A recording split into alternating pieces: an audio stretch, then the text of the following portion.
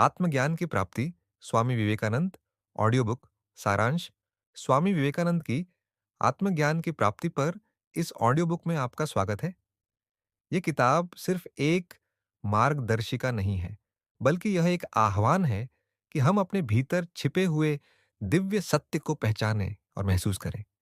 स्वामी विवेकानंद के शब्द आज भी हमारे दिलों में गूंजते हैं और हमें यह सवाल पूछने के लिए प्रेरित करते हैं, मैं कौन हूं? जैसे जैसे आप इसे सुनेंगे, इन उपदेशों का असर आपके दिल में गूंजेगा और यह आत्म खोज, शांति और मुक्ति की दिशा में एक कदम और आगे बढ़ने के लिए प्रेरित करेगा। आइए शुरू करते हैं। चैप्टर 1, आत्म का असली रूप। स्वामी विवेकानंद हमें समझाते हैं कि आत्मज्ञान की राह पर चलने के लिए सबसे पहला कदम है आत्म के असली रूप को समझना। वह हमें कहते हैं, मैं कौन हूं? हम न तो अपने शरीर हैं, न हमारे विचार, न हमारी भावनाएं और न ही वे क्षणिक इच्छाएं जो आएं और चली जाएं। असल में हम शुद्ध चेतना है। हम आत्मा है जो समय और स्थान से परे है।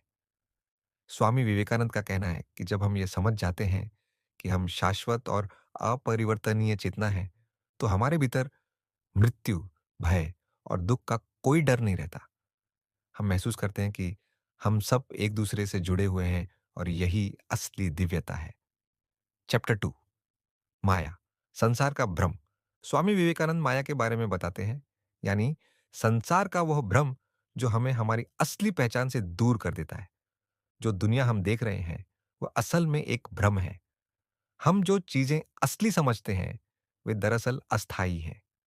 माया हमें यह भ्रम देती है कि हम सब अलग हैं, हम अकेले हैं और यह दुनिया सिर्फ हमारे पास है। लेकिन यह सच नहीं है।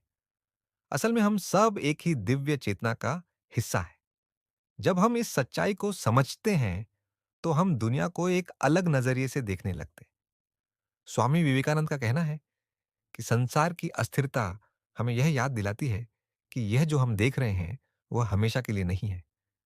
माया हमें हमारी असलियत से दूर करती है, लेकिन जब हम आत्मचिंतन और साधना करते हैं, तो हम इस भ्रम से बाहर आ सकते हैं। चैप्टर 3, आत्मज्ञान की प्राप्ति के रास्ते। स्वामी विवेकानंद हमें यह बताते हैं कि आत्मज्ञान की प्राप्ति का रास्ता हर किसी के लिए अलग हो सकता है। हर एक का अपना तरीका है और यह सब एक ही लक्ष्य की ओर बढ़ता है, हमारे असली दिव्य स्वरूप का अनुभव। कर्मयोग, निस्वार्थ कर्म का मार्ग। पहला रास्ता है कर्मयोग, जो निस्वार्थ कर्म का मार्ग है।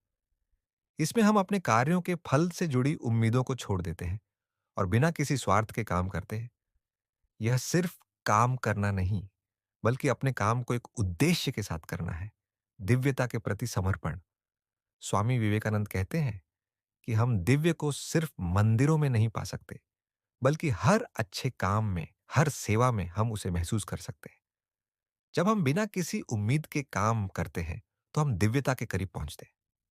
भक्ति योग, प्रेम और समर्पण का मार्ग। इसके बाद है भक्ति योग, जो प्रेम और समर्पण का मार्ग है।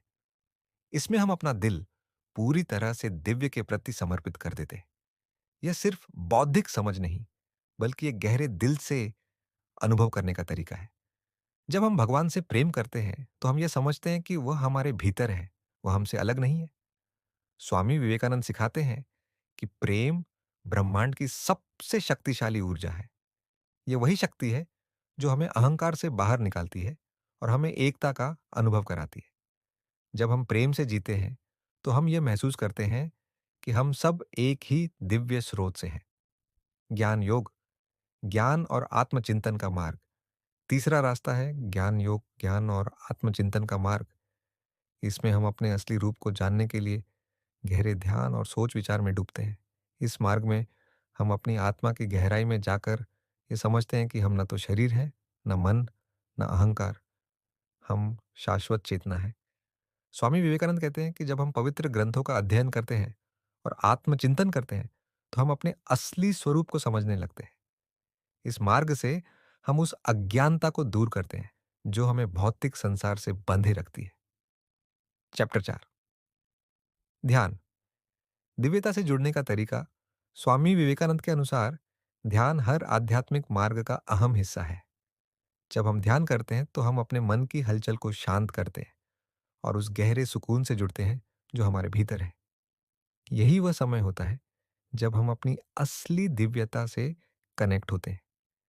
ध्यान का मतलब सिर्फ विचारों को शांत करना नहीं है, बल्कि यह हमें अपनी आत्मा के साथ जोड़ने का तरीका है। जैसे जब झील का पानी शांत होता है, तो उसमें चंद्रमा का स्पष्ट प्रतिबिंब दिखाई देता है। वैसे ही जब हमारा मन शांत होता है, तो हम अपनी असली दिव्यता को महसूस करते हैं।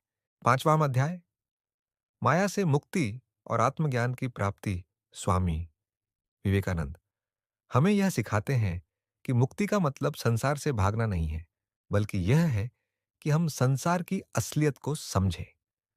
जब हम अपने असली स्वरूप को पहचानते हैं, तो हम यह महसूस करते हैं कि हम संसार से अलग नहीं हैं। हम स्वयं ब्रह्मांड हैं।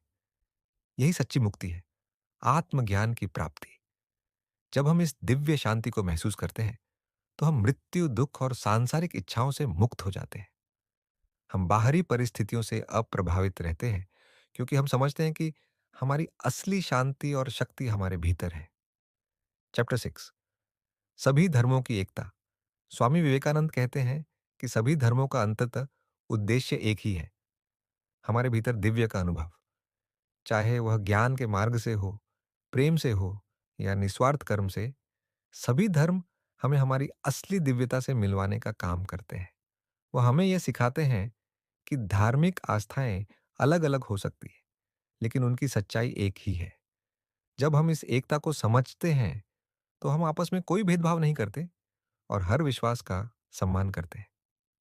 चैप्टर 7, आत्मज्ञान की प्राप्ति का जीवन। स्वामी विवेकानंद का संदेश केवल ज्ञान तक सीमित नहीं है, बल्कि यह है कि हमें इसे जीना भी है। जब हम अपने दिव्य स्वरूप को पहचानते हैं, तो हमें उस अनुसार जीना है, प्रेम, सहानुभूति और सेवा के साथ। सच्चा आध्यात्मिकता ये नहीं है कि हम संसार से दूर भाग जाएं, बल्कि ये है कि हम संसार में खुले हृदय से दिव्यता को सभी में देखकर कार्य करें। जब हम समझते हैं कि हम दिव्य हैं, तो हमारा जीवन एक उद्देश्य बन जाता है, सभी प्राणियों के भले के लिए काम करना और दूसरों को उनके असली दिव्य स्वरूप का एहसास कराना। निष्कर्ष, जैसे हम आत्मज्ञान की प्राप्ति की इस यात्रा को समाप्त करते हैं, चलिए हम स्वामी विवेकानंद द्वारा दी गई शिक्षाओं को अपने जीवन में उतारें। याद रखें, असली आत्मा हमारे भीतर ही है। हम दिव्य, शाश्वत और स्वतंत्र हैं। निस्वार्थ कर्म, भक्ति, ज्ञान और ध्यान के माध्यम से हम अपने वास्तविक स्वरूप को पहचान सकते हैं और शांति, खुशी और स्वतंत्रता का अनुभव कर सकते हैं। चलिए हम जागें, उठें और आत्मज्ञान के मार्ग पर चलें, एकता के साथ सभी अस्तित्व से जुड़े। सुनने के लिए धन्यवाद। आत्मज्ञान की ज्योति आपके जीवन को रोशन करे और आप अपने भीतर दिव्य सत्य को खोजें। नमस्ते। मेरा नाम रोहित है और फिर हम मिलते हैं अगले ऑडियो बुक के सारांश में। तब तक अपना ध्यान रखें। धन्यवाद।